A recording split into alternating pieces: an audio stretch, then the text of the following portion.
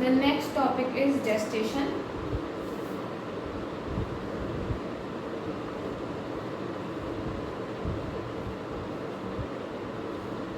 So what is gestation? Gestation is the period of full development of fetus within the uterus.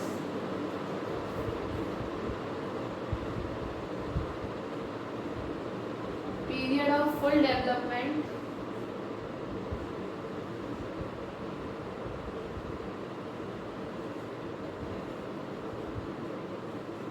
of fetus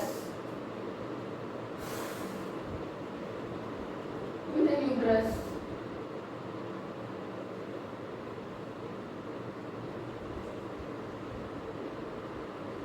ठीक है, जो gestation का time period सबके सारे organisms के लिए अलग अलग होता है. ह्यूमंस के पास कितना होता है बच्चों जेस्टेशन का टाइम? जल्दी से बताओ. 9 months. Very good. ह्यूमंस का जेस्टेशन पीरियड 9 months का होता है. डॉग का होता है 63 days का. एलिफेंट का होता है 624 days का.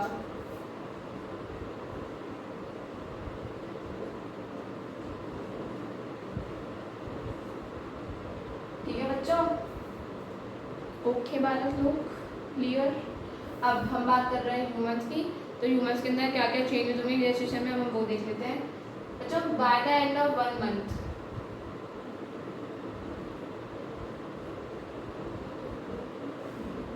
fetal heart is fully developed.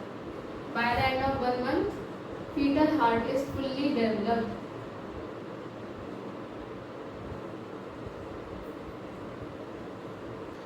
So बच्चों, by the end of 1 month, fetal heart is fully developed. Even it can be heard using stethoscope. ठीक है, तो आप fetus का diagnosis करना चाहते हैं तो 1 month, after 1 month you can diagnose it using stethoscope because fetal heart is fully developed at that time. ठीक है, फर्स्ट मंथ में तो ये वाला काम हो गया. सेकेंड मंथ की मैं बात करूं,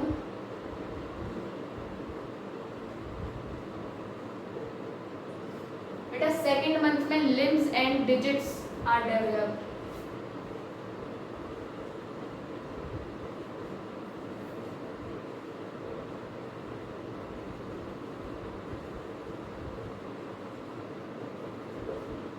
ठीक है, और थर्ड मंथ के एंड में क्या होता है? थर्ड मंथ को मतलब at the end of third month उसको कम्प्लीटली बोलते हैं फर्स्ट ट्राइमेस्टर. क्योंकि 3 months हम पूरे कर चुके हैं तो मैं आपको यहाँ पे क्लियरली फर्स्ट ट्राइमेस्टर का बता रही हूँ क्योंकि क्वेश्चन फर्स्ट ट्राइमेस्टर से ही आता है.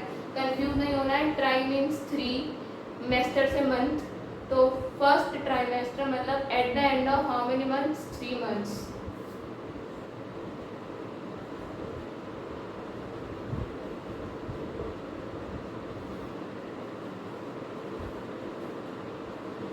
फर्स्ट ट्राइमेस्टर में major organ systems are developed.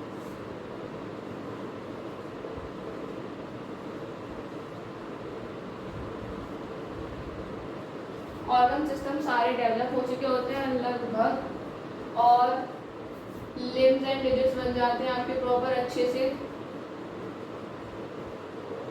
Also the external genitalia is fully developed. External genitalia मतलब जिसको डायग्नोज या जिसको देख करके आप बता सकते हो कि whether it is a male और whether it is a female. तो पेनिस बन जाती है मेल के केस में और वल्वा बन जाता है in case of female. So external genitalia major organ system and generates at the end of first trimester. अब स्टार्ट हो चुका है फर्स्ट ट्राइमेस्टर को 12 weeks भी बोल देते हैं. क्वेश्चन याद रखिएगा है ना. Eight the end of 12 weeks और फर्स्ट ट्राइमेस्टर. अब हम जा रहे हैं सेकेंड ट्राइमेस्टर में. सेकेंड ट्राइमेस्टर के 5th month में क्या हो रहा है?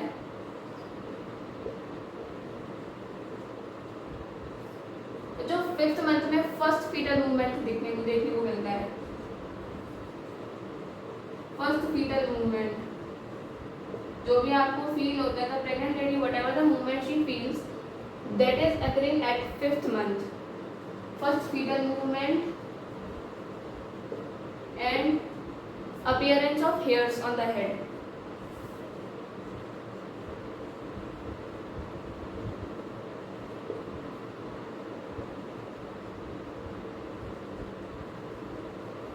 बहुत ही फाइन फाइन हेयर्स होते हैं, ब्राउन कलर के होते हैं, no they are going to appear at the head, on the head during 5th month, है ना। 6th मंथ के एंड में या फिर at the end of 2nd trimester,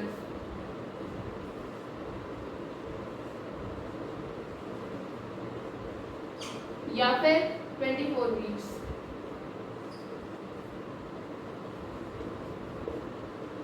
इसमें क्या होता है, the foetus is fully covered with hairs.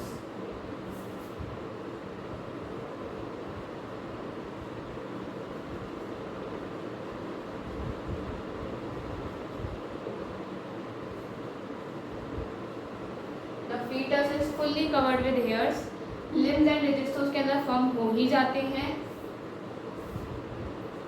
The eyelids are going to separate,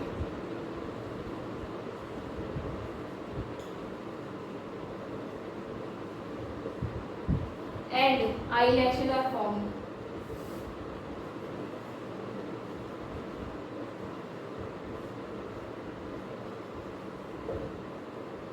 ठीक है, ये 2nd ट्राइमेस्टर की बात हो गई, 24 वीक्स की बात हो गई। 3rd ट्राइमेस्टर के टाइम पर क्या होता है, the foetus is now, the foetus completely develop हो चुका होता है at the end of 3rd trimester.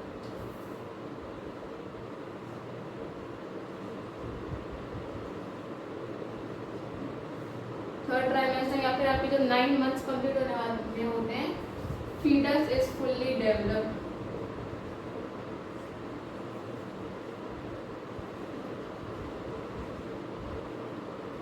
And ready for parturition या फिर बर्थ।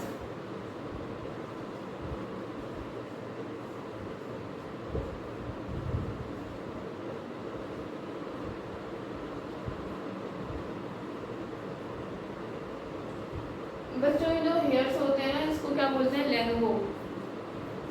ये वाले जो हेयर्स होते हैं ना, इसको बोलते हैं लेनुगो।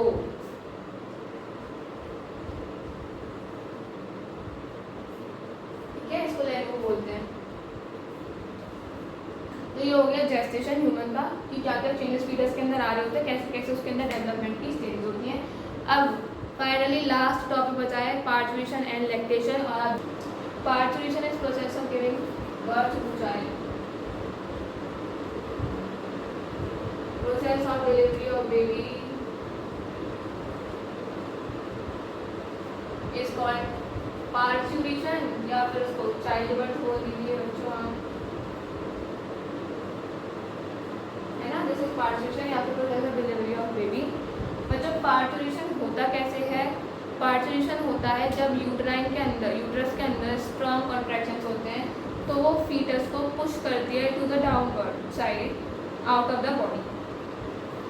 अब वो कॉन्ट्रैक्शन कैसे इनिशिएट होते हैं, तो पार्चुरेशन के जो सिग्नल्स होते हैं, it is arising from, parturition signals arise from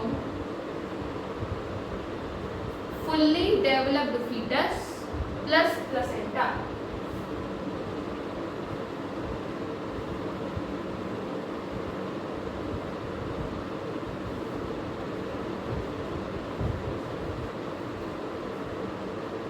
So parturition के signals arise from fully developed fetus and placenta,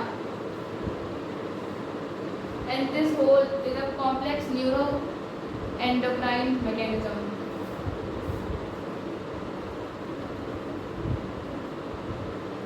याद रखने ना, वर्ड बोल दिया जाता है neuro and complex neuro endocrine mechanism.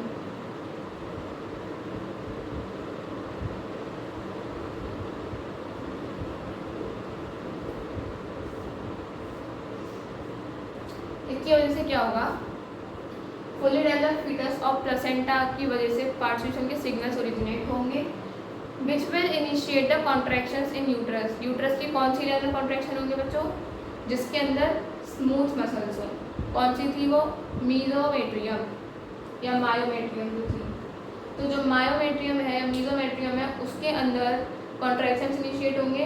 उन कॉन्ट्रैक्शंस की वजह से there will be a release of oxytocin from pituitary, maternal pituitary.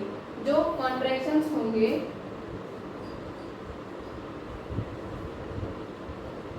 in myometrium,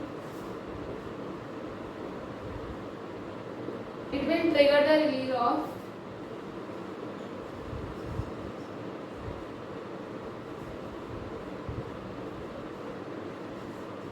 oxytocin.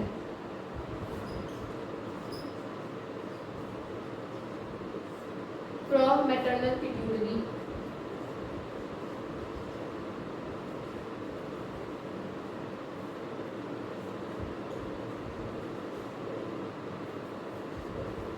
Oxytocin release होगा मैटरनल पिट्यूटरी से, वो फर्दर कॉन्ट्रैक्शन प्रोड्यूस करेगा, फर्दर कॉन्ट्रैक्शन प्रोड्यूस होगा तो वो फर्दर ऑक्सीटोसिन को रिलीज करेगा।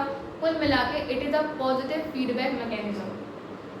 ठीक है, अब इसके अंदर कॉन्ट्रैक्शन इनिशिएट हो गए, तो कॉन्ट्रैक्शन इनिशिएट होने की वजह से अब जो प्लेसेंटा है वो धीरे धीरे पुश किया जाएगा यूट्रस और वॉर्म से निकालते हुए टुवर्ड्स द बर्थ कैनाल, और बर्थ कैनाल के बाद वो finally will be rejected out. Birth canal कौन सा था बच्चों?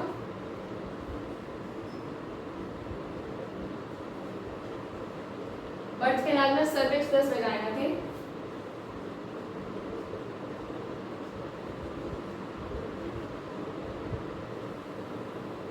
आप याद रखोगे इस चीज को, क्योंकि बहुत बार पूछा जाता है।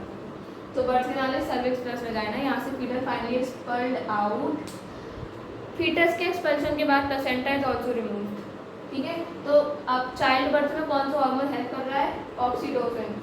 चाइल्ड बर्थ के लिए कौन सा हार्मोन रिस्पॉन्सिबल है? ऑक्सीटोसिन। कहाँ से रिलीज हुआ है? At the posterior lobe of pituitary, from posterior lobe of pituitary. तो this is from posterior lobe of maternal pituitary. Oxytocin is released from posterior lobe of maternal pituitary. ठीक है ना? ये तो चाइल्ड बर्थ के लिए कौन सा हार्मोन रिस्पॉन्सिबल है? ऑक्सीटोसिन।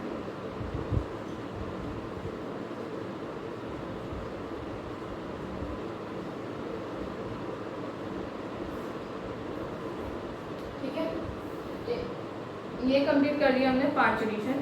अब पार्चुरेशन के बाद जो चीज़ पढ़नी है वो पढ़नी है हमको लैक्टेशन।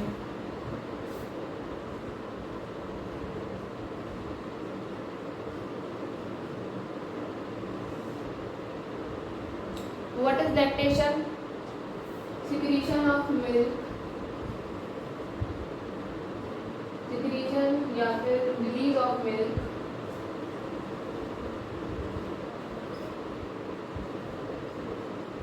from mammary glands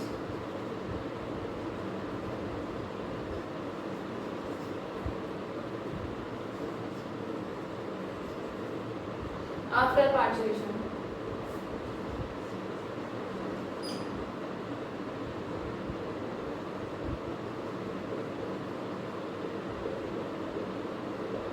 इसको बोलते हैं लैक्टेशन।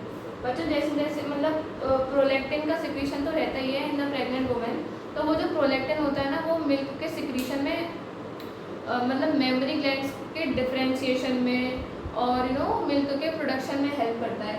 बट जब मिल्क को रिलीज करवाना हो after pregnancy, sorry after birth, तो कौन सा हार्मोन होगा? That will be oxytocin. Okay, तो जो डेवलपमेंट ऑफ मेमरी ग्लैंड्स के लिए हेल्प कर रहा है या डिफरेंशिएशन में जो हेल्प कर रहा है मेमरी ग्लैंड्स, वो कौन सा है? Prolactin. Differentiation of mammary glands,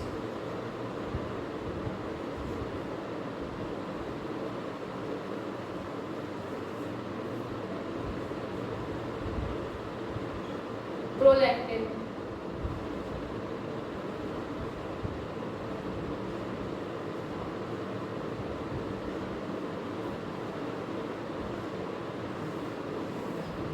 कौन सा हेल्प कर रहा है? प्रोलैक्टिन। और मिल्क रिजेक्शन हार्मोन कौन सा है? ऑक्सीटोसिन।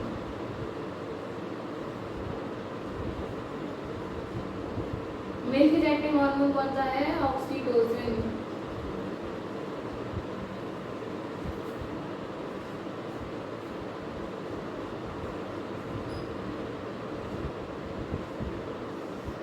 है ना, ये मिल्क रिजेक्टिंग हार्मोन है।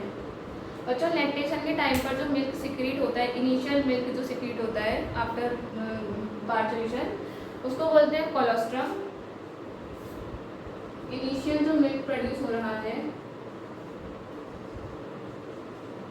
That is called colostrum.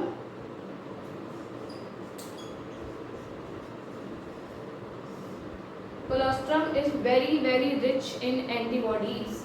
तो breast feeding during initial days is very important for healthy child. तो cholesterol is very very helpful. Cholesterol के अंदर काफ़ी सारा न्यूट्रिएंट्स होते हैं, it is very much nutrient rich. Plus इसके पास एंटीबॉडीज होती है। कौन सी एंटीबॉडीज होती है?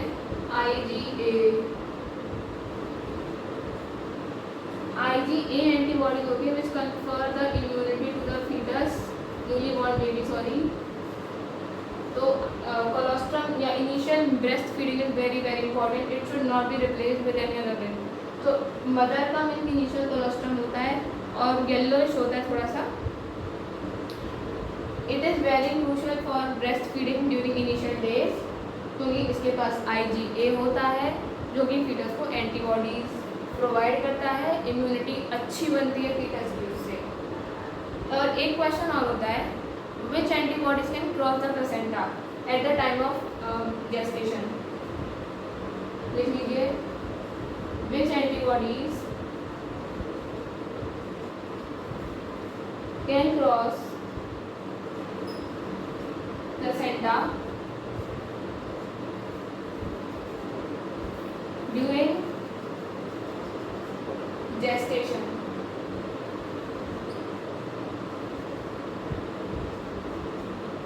IgG,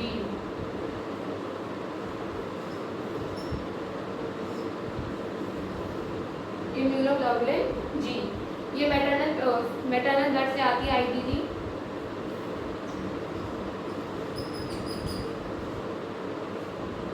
आती कहाँ से बच्चों? मैटरनल ब्लड से आती है IgG, ठीक है। तो which antibody can cross placenta during gestation? IgG। Which antibody is present in cholesterol? IgA।